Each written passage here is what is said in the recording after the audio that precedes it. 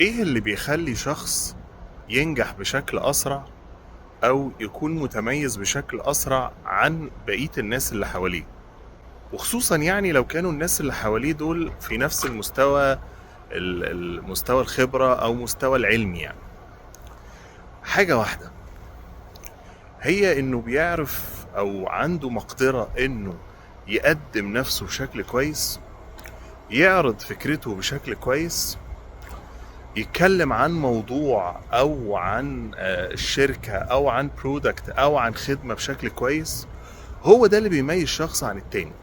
لان انا ممكن يكون عندي فكرة وفي شخص تاني عنده نفس الفكرة، لكن هو عرف يعرضها صح.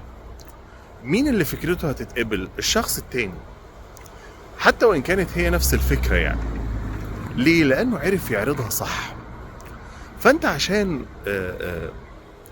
تكون شاطر او عايز تنجح او تتميز في شيء معين او تختلف عن الباقيين، لازم تكون بتعرف تتكلم صح، عندك مقدرة ان انت تتعامل مع جميع انواع البشر، عندك القدرة والعلم ان انت يخليك ان انت تتكلم عن موضوع معين بطريقة معينة تجبر اللي قدامك ان هو يبقى عايز يستمع لها.